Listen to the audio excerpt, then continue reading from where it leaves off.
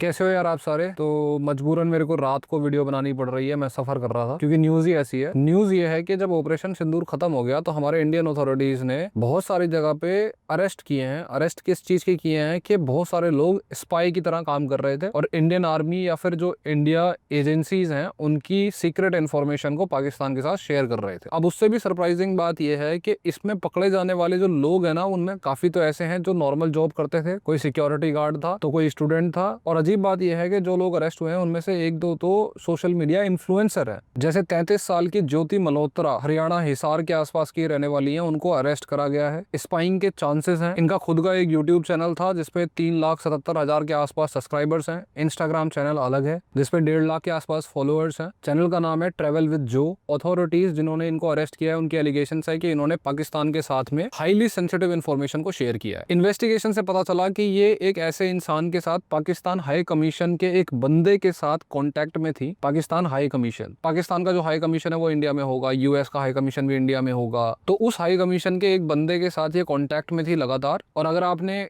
कुछ लोग जो शायद ऑपरेशन सिंदूर और इंडिया पाकिस्तान के कॉन्फ्लिक्ट को ट्रैक कर रहे हो तो उनको शायद ये पता चला हो कि ऑपरेशन सिंदूर के बाद में इंडिया ने एक डिप्लोमेट को पर्सोना नॉन ग्रेटा के तहत सीधे 24 घंटे का टाइम दिया था इंडिया छोड़ने के लिए। जिस डिप्लोमेट को इंडिया ने बोला था कि भाई यहाँ इंडिया छोड़ के जाओ, 24 घंटे का टाइम है, उसी बंदे के साथ ये कांटेक्ट में थी। रिपोर्ट्स के हिसाब से बताया जा रहा है कि 22 मार्च 2025 की ये फोटो है जो आपके सामने आ रही है। ये जो फोटो है ये बताई जा रही है कि ये पाकिस्तान के हाई कमीशन की है। इसमें एक तो ज्योति मल्होत्रा दिखाई दे रही है और दो और इंडियन व्लॉगर्स दिखाई दे रहे हैं। एक का नाम है जसबीर सिंह महल और दूसरा यात्री डॉक्टर करके। अब ये व्लॉगर्स का जो मीटअप है वो पाकिस्तान हाई कमीशन में क्यों हुआ, कैसे हुआ, इसकी इन्फॉर्मेशन अभी तक कोई पब्लिक तो है नहीं। बाकी जो इन्वेस्टिगेटिव एजेंसीज है हमारी वो बताएंगी क्या हुआ क्या नहीं हुआ। खैर, यात्री डॉक्टर करके जो भाई ये बंदा है जो इन्फ्लुएंसर है सो कॉल्ड, इस बंदे की जो वीडियोस थी सो फार काफी लंबे टाइम से वो प्रो पाकिस्तानी होती जा रही थी, ऐसा लोगों का कहना है। इनफैक्ट एक वीडियो थी जिसमें इसने कश्मीर का जो मैप था उसको कटा हुआ दिखा दिया। जैसे इंडिया में साफ साफ रेगुलेशंस हैं कि भाई कश्मीर जो है वो पूरा का पूरा इंडिया का है और उस मैप को उसी तरीके से दिखाना चाहिए। तो कई लोग इस गलती को कर देते हैं क्योंकि पब्लिकली ग्लोबली जो है ना वो पाकिस्तान ऑक्यूपाइड कश्मीर और इंडियन कश्मीर का एक डिफरेंस दिखा देते हैं और वो एक गलत फॉर्म है जो इंडिया में नहीं होनी चाहिए। तो कई बार लोग गलती से भी कर देते हैं, पर इस बंदे ने जब वो करा और लोगों ने उसे पॉइंट आउट किया तो ये उल्टा उन्हीं पे भड़कने लग गया जो ऑडियंस थी उन पे। खैर, और भी अरेस्ट हुए हैं जिनमें से 2 लोग अरेस्ट हुए मलेरकोटला पंजाब से। इनका नाम था गुजाला और यामीन मोहम्मद, ये 2 बंदे थे। इन पे भी सेम ही तरीके के एलिगेशंस हैं। जिस टाइम पे ऑपरेशन सिंदूर हो रहा था या उसके आसपास का टाइम था, उस टाइम इंडियन आर्मी की जो मूवमेंट हो रही थी उस मूवमेंट को ये पाकिस्तानी हाई कमीशन इन न्यू दिल्ली उसको रिपोर्ट कर रहे थे। जब इनको पकड़ा गया तो इनके पास से कुछ ऐसे फोन डिवाइसेस भी मिले जो स्पाइंग एक्टिविटीज के लिए इस्तेमाल करे जाते हैं। गुजाला ने तो कन्फेस भी कर लिया कि उसको 30,000 रुपए यूपीआई के थ्रू मिले थे। अब एट द सेम टाइम एक और बात है कि यूपीआई की जो ट्रांजैक्शंस है ना उसको तो इंडिया बहुत इजीली ट्रैक कर सकता है और बाकी सारी ट्रांजैक्शंस को भी शायद कर सकता है, लेकिन आजकल क्रिप्टो करेंसी के थ्रू भी ट्रांजैक्शंस होने लग गई हैं जिसको ट्रैक करना इंडियन एजेंसीज के लिए बहुत ही मुश्किल है। इनफैक्ट किसी भी एजेंसी के लिए बहुत मुश्किल है, उसका तो सिस्टम ही ऐसा है। ऐसे ही एक और बंदा था नोमान इलाही, इसको शायद पानीपत से अरेस्ट करा गया है। हालांकि ये बंदा था यूपी का, कैराना का। ये एक सिक्योरिटी गार्ड है और ये भी काफी सेंसिटिव इन्फॉर्मेशन को शेयर कर रहा था। इसने भी काफी सारे फेक बैंक अकाउंट्स का इस्तेमाल करा ताकि वो पैसे कमा सके और पैसे उसके पास आ सके सेंसिटिव इन्फॉर्मेशन को शेयर करने के बदले में। एक और बहुत ही सेंसिटिव चीज है जो मैं बहुत पहले उस पर वीडियो क्रिएट करना चाहता था लेकिन उस टाइम मैं कर नहीं पाया किसी कारण। केरला में एक इंसिडेंट हुआ था। आपको पता होगा कि अपना एक एयरक्राफ्ट कैरियर है आईएनएस विक्रांत, और बहुत सारी खबरें ये आ रही थी न्यूज चैनल्स पे कि आईएनएस विक्रांत ने जो है वो कराची पे अटैक कर दिया है। अब एट द सेम टाइम 9 मई की बात है, मुजीब रहमान करके एक बंदा था केरला का, ये कोझिकोड का रहने वाला है। राघवन नाम से इसने फोन किया। राघवन एक नाम यूज करा इसने, पीछे से फोन किया इसने नवल ऑफिसर को, नवल बेस को, कोची के नवल बेस को, और वहां फोन करके इसने आईएनएस विक्रांत की लोकेशन जानने की कोशिश करी और इसने बोला कि ये पीएमओ से सीधे बातचीत कर रहा है, मतलब प्राइम मिनिस्टर्स ऑफिस से पूछ रहा है। ऑफ कोर्स नवल अथॉरिटीज जो है वो काफी डिसिप्लिन और प्रोटोकॉल्स फॉलो करती हैं। उनको बहुत जल्दी इस बात का शक हो गया कि जो कॉल है ये रियल नहीं हो सकती, तो उन्होंने पहली बात तो जो लोकेशन है उसको बताने से इनकार कर दिया। ऑफ कोर्स कॉरेस्पॉन्डिंग अथॉरिटीज को भी इन्फॉर्म कर दिया कि यहाँ पे दाल में कुछ काला हो सकता है, तो आप उस हिसाब से चेकिंग करो। बाद में इस बंदे को अरेस्ट करा गया और बाद में बताया गया कि भाई, और बाद में इसकी जो फैमिली है उस फैमिली ने क्लेम किया कि इसकी जो है वो दिमागी हालत बहुत सही नहीं है, 2021 से दिमागी हालत ख़राब है। हालांकि एट द सेम टाइम इतनी सारी स्पाइंग जो इंडिया में हो रही थी इंडियन आर्मी के मूवमेंट को लेके, और INS विक्रांत की लोकेशन को पूछना स्पेशली, जो कि एक बहुत ही ज़्यादा स्ट्रेटेजिक पॉइंट ऑफ व्यू है, यहाँ पे दिमागी हालत का ख़राब होना, ये क्या है क्या नहीं है वो तो मैं नहीं कह रहा, वो आप इंडिपेंडेंट हो, जो भी आपको अच्छा लगता है कमेंट्स में आप बोल सकते हो, जो आप फील करते हो कि सच हो सकता है। पर मोस्ट ऑफ द चांसेस यही है कि भाई मेंटल हालत ख़राब होना ऐसे पॉइंट ऑफ टाइम पे, ऐसे इंपॉर्टेंट जगह पे बहुत ही हाईली अनलाइकली लगता है। अब यहाँ पे अवेयरनेस इस बात की फैलानी बहुत ज़रूरी है। सब ना मेंटली बहुत स्ट्रांग नहीं होते यार। अब कई लोग तो ऐसे होंगे जिनके खून में ही गद्दारी हो, ठीक है, बहुत सारे लोग ऐसे होंगे, मैं किसी को क्लेम नहीं कर रहा, अपनी इन्वेस्टिगेटिव एजेंसीज जो हैं वो प्रॉपर उसकी जांच वांच करेंगी, उसके बाद ही कोई कंक्लूजन निकल पाएगा। लेकिन कई लोग तो ऐसे हैं जिनके खून में गद्दारी होती है, ठीक है। पर बहुत सारे लोग ऐसे होते हैं जो न्यूट्रल स्टेज पे होते हैं, जिनको बेवकूफ़ बनाना थोड़ा सा आसान हो जाता है। जैसे कि मेथड्स होते हैं बाहर की एजेंसीज के आपको बेवकूफ़ बनाने के, जिनमें से पहला आता है हनी ट्रैपिंग। किसी लड़की का आपको मैसेज आएगा, वो आपसे बातचीत करेगी और कई महीनों तक आपसे बातचीत करती रहेगी, फिर आपसे फोटोज मांगना शुरू करेगी, और फिर एनिमी की जो इंटेलिजेंस होती है वो अच्छे से इस बात की चेकिंग करती है कि भाई कौन इंसान कितना वल्नरेबल है और कौन से पॉइंट पे वल्नरेबल है। अगर किसी शादीशुदा आदमी की हनी ट्रैपिंग करी जाए किसी लड़की द्वारा, तो फिर उसकी वाइफ को बताने की धमकी, हो सकता है उसकी प्राइवेट फोटोज का ट्रांसफ़र हो जाए तो उसकी प्राइवेट फ़ोटोज़ को वायरल करने की धमकी, इस तरह की धमकी दी जा सकती है। इस तरह के मेथड्स का इस्तेमाल करा जाता है हनी ट्रैप करने के लिए। जो लोग दिख जाता है कि फाइनेंशियली बहुत ज़्यादा स्टेबल नहीं है, उन लोगों के लिए मनी ट्रैप इस्तेमाल करा जाता है, पैसों का लालच दिया जाता है। स्टार्टिंग में उन लोगों को बोला जाता है कि भाई आपको कुछ नहीं करना, आपको सिर्फ यहाँ की कोई फ़ोटो देनी है, उसके बदले में आपको 5,000 रुपये मिल जाएंगे। और एक ऐसे ट्रैप में इंसान फंस जाता है कि लगातार पैसा आ रहा है और फिर धीरे धीरे उससे ऐसे ऐसे सीक्रेट जगह का और सेंसिटिव जगह के फ़ोटोज़ खिंचवाए जाते हैं। कई बार ऐसा भी होता है कि इंटेलिजेंस एजेंसीज़ जो एनिमी की होती हैं, वो ऐसे मोमेंट का फ़ायदा उठाने की कोशिश करती हैं जब इंसान अपने कमज़ोर टाइम में हो। कई बार इंसान अपने करियर में अच्छा नहीं कर पा रहा, उसकी लाइफ़ बढ़िया नहीं चल रही है, फैमिली लाइफ़ बढ़िया नहीं चल रही, तो उसकी जो भी पर्टिकुलर वल्नरेबिलिटी है ना, उसको टारगेट करने की कोशिश करी जाती है।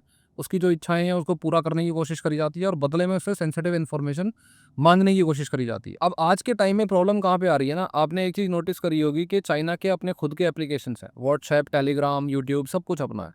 रशिया भी इन सारे एप्लीकेशंस को इस्तेमाल नहीं करता, नॉर्थ कोरिया भी नहीं करता, और बहुत सारे कंट्रीज़ नहीं करते जिनको यूएस के साथ बहुत ज़्यादा उनके अच्छे रिलेशंस नहीं है, या फिर वो यूएसए को ट्रस्ट नहीं करते। अब प्रॉब्लम क्या है ना कि ये व्हाट्सएप, टेलीग्राम और एक और एप्लीकेशन होता है सिग्नल। सिग्नल तो और भी ज़्यादा डेंजरस है।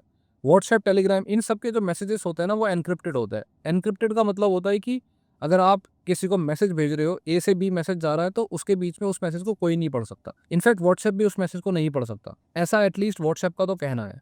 तो इंडिया की जितनी भी हमारी इंटेलिजेंस एजेंसीज हैं या फिर हमारी इंडियन गवर्नमेंट है, वो सारी डेटा को पढ़ नहीं पाता, और स्पाइंग की ये जो एक्टिविटीज़ है ना, ये बहुत ही ईज़िली कर ली जाती है। अब आप सोच रहे होगे कि भाई, शायद कोई सोच रहा होगा कि भाई पाकिस्तान को इंडिया के लोगों को स्पाई बनाने में क्यों इंटरेस्ट है, वो अपने खुद के स्पाई भेज सकते हैं। वैसे भी जो ये लोग हैं, व्लॉगर्स हो गए या नॉर्मल सिक्योरिटी गार्ड या नॉर्मल सिटीजन्स जो होंगे इंडिया के, उनसे स्पाइंग करा के क्या फ़ायदा? उनके पास तो वैसे भी सोर्सेस नहीं होते या एक्सेस नहीं होता बहुत ही सेंसिटिव जगह का। देखो बात क्या है ना कि यहाँ पे रिसोर्सेज की बात है।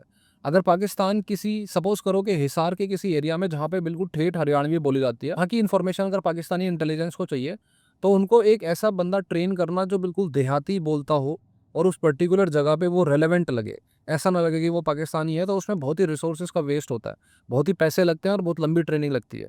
जबकि एक ऐसे बंदे को फंसाना जो इंडिया में ही रहता है, ये बहुत ही कॉस्ट एफिशिएंट है। कुछ हज़ारों में या प्रोबेबली 2-4 लाख में वो सेटलमेंट हो सकता है, और इंडियन आर्मी के मूवमेंट को जानने की कोशिश करी जा सकती है। और व्हाट्सएप, टेलीग्राम और सिग्नल, इन सारे मेथड्स को का इस्तेमाल करने की कोशिश करी जाती है फिर बाद में इन्फॉर्मेशन शेयर करने के लिए, क्योंकि पढ़ तो कोई सकता नहीं है। हालांकि इंडियन इंटेलिजेंस भी ऐसी नहीं है कि कोई आराम से बैठ के वो पॉपकॉर्न खा रहे हैं, उनको बहुत ही दिमाग है उनके पास, और वो बहुत ही ऑलवेज एक्टिव रहते हैं, ट्रैक करते रहते हैं चीज़ों को, और उनको भी पता है कि किस तरीके के मेथड्स का इस्तेमाल करा जाता है। इंडियन सिक्योरिटी एजेंसीज जो है वो काफ़ी फ्रस्ट्रेटेड रहती हैं इस बात को लेके कि भाई व्हाट्सएप और ये सारे जो एप्लीकेशंस हैं जिन पे ये बातचीत हो जाती है, टेलीग्राम वगैरह, इनकी इन्फॉर्मेशन इनको मिल नहीं पाती, मैसेजेस नहीं मिल पाते। हालांकि इनके पास अपने खुद के सॉल्यूशंस हैं। जैसे कुछ सॉल्यूशंस के बारे में मैं आपको बता सकता हूँ। व्हाट्सएप पे आपने किसको क्या मैसेज भेजा ये तो शायद आपको पता नहीं चलेगा, लेकिन मेटा डेटा ज़रूर मिल जाता है। मेटा डेटा ये होता है कि कब आपने किसको कॉल किया, किस टाइम किया, कितनी बार किया, पाकिस्तान में किया, इंडिया में किया, कहाँ किया, पैटर्न क्या है। अगर आपके पैटर्न बहुत अजीब है, आप ऐसे बंदे से बात कर रहे हो जो आपके आसपास का बंदा भी नहीं है। एट द सेम टाइम पैसा, जब आप ट्रांजैक्शंस देखते हो, स्पेशली जब डिजिटल इंडिया हो चुका है, कैश में ट्रांजैक्शन काफ़ी कम हो चुकी है, तो जब आप ट्रांजैक्शंस देखते हो, किसी के पास अचानक से पैसा आना शुरू हो गया, तो वो already intelligence agencies, Indian intelligence agencies की नज़र में पड़ जाता है। फिर वो उस पे नज़र रखना शुरू कर देता है। फिर बाकी सारी टेक्निक्स आती हैं, जैसे सिम कार्ड क्लोन करना। सिम कार्ड क्लोन करने का मतलब होता है, 2 टाइप के नंबर्स होते हैं, IMSI प्लस KI करके। इन नंबर्स को अगर क्लोन कर लिया जाए तो पूरा का पूरा सिम कार्ड क्लोन हो सकता है। उसके बाद अगर किसी एक इंसान के फ़ोन पे फ़ोन आ रहा है, जिसके पास एक ओरिजिनल सिम है, तो इंडियन इंटेलिजेंस एजेंसीज़ अगर उसका सिम क्लोन कर रही है, तो उनके पास भी उसका फ़ोन आ जाएगा। ऐसे ही एक और तरीका होता है फ़ोन मिररिंग, जिसमें जो ओरिजिनल फ़ोन है, उसकी पूरी की पूरी स्क्रीन को मिरर करा जा सकता है। एक बार अगर ऐसा कोई बिहेवियर दिखाई देता है जो आउट ऑफ द बॉक्स है, जो बहुत ही नॉर्मल नहीं है पैटर्न, उसके बाद बाकी की मेथोडोलॉजीज़ ट्राई करी जाती हैं। जैसे कि उसने अपने गूगल पे क्या सर्च करा, उसने अपने इंटरनेट पे क्या सर्च करा। अब अगर कोई इंसान ये सर्च कर रहा है कि फाइंड INS विक्रांत नाउ, ऐसी चीज़ें सर्च कर रहा है, तो ये बहुत ही एकदम से रेड फ्लैग हो जाता है और फिर जो गवर्नमेंट एजेंसीज़ हैं वो उसको और ज़्यादा ट्रैक करने लग जाती हैं। अगर हाई चांसेस लगते हैं कि भाई मामला बहुत सीरियस है और सेंसिटिव है, तो फिर सीक्रेट एजेंसीज़ जो है वो ह्यूमन रिसोर्स का भी इस्तेमाल करती हैं। किसी ऐसे बंदे को उसके पीछे लगा देंगी जो उसकी इन्फॉर्मेशन कलेक्ट करने की कोशिश करे। खैर, लास्ट एडवाइस ये है, और इस वीडियो को जल्दी से जल्दी बनाने का कारण ये था कि भाई अभी भी ना ऑपरेशन सिंदूर खत्म नहीं हुआ है, पहले आप ये समझो। हम इसको मान नहीं सकते जब तक इंडियन गवर्नमेंट ये कह रही है कि भाई हम सीज़ फायर अंडरस्टैंडिंग पे पहुंचे हैं, एग्रीमेंट पे नहीं। तो अगर ऑपरेशन खत्म नहीं हुआ है अभी तक, तो प्लीज़ आपसे रिक्वेस्ट है कि अगर इंडियन आर्मी कहीं से कहीं भी मूव कर रही है, कोई डिफेंस इक्विपमेंट आप देखते हो मूव करते हुए, फाइटर जेट्स देखते हो या किसी भी टाइप के ऐसे डिफेंस की चीज़ें देखते हो, भाई सल्यूट करो, पानी दो, खाना दो, अच्छा जो भी आपको करना है वो आप करो, कोई दिक्कत नहीं है। लेकिन प्लीज़ कोई भी फ़ोटो या वीडियो बना के मत डालो। अगर आपको ऐसा लग रहा है कि आप फ़ोटो या वीडियो बना रहे हो और उस फ़ोटो या वीडियो में कोई भी बोर्ड नहीं आ रहा या कोई सिग्नल नहीं आ रहा या कोई पर्टिकुलर मॉल वॉल दिखाई नहीं दे रहा, तो उसकी लोकेशन का पता नहीं चलेगा, तो ऐसा नहीं होता है। आजकल की टेक्नोलॉजी ऐसी आ चुकी हैं कि एग्जैक्ट कोऑर्डिनेट्स पता चल जाते हैं। तो प्लीज़ ऐसी कोई भी फ़ोटो या वीडियो क्लिक मत करो। और एक बात कि नेशनलिज्म हमारे देश के लिए बहुत इंपॉर्टेंट है। हमारे यहाँ कूल डूड बहुत रहते हैं जो नेशनलिज्म को एक डिसीज़ बताते हैं, प्रॉब्लम बताते हैं। नेशनलिज्म हमारे देश के लिए बहुत ज़्यादा ज़रूरी चीज़ है। हमारे बराबर में रहने वाला चाइना अल्ट्रा नेशनलिस्ट कंट्री है, वो सिर्फ चाइना के बारे में सोचता है। आपकी अनकंडीशनल लॉयल्टी सिर्फ अपने देश के लिए होनी चाहिए, यही नेशनलिज्म है और इसमें कोई डाउट नहीं है। जब इंडिया पाकिस्तान का कॉन्फ्लिक्ट ख़त्म हो जाए या किसी भी टाइप के कॉन्फ्लिक्ट ख़त्म हो जाए, तो अपने देश को क्रिटिसाइज़ करना शुरू कर दो। लेकिन अगर किसी भी टाइप के कॉन्फ्लिक्ट चल रहे हैं, तो मेक श्योर कि आप अपने देश के लिए अनकंडीशनल लॉयल्टी रखते हो। और अगर कोई नहीं रखता है, आपके सामने बहस कर रहा है, आप उसको कन्फ्रंट कर सकते हो, इग्नोर कर सकते हो, वो आपकी चॉइस है। लेकिन याद रखो, वो अगर आज नेशनलिस्ट नहीं है ना, तो वो पैट्रियट भी नहीं है।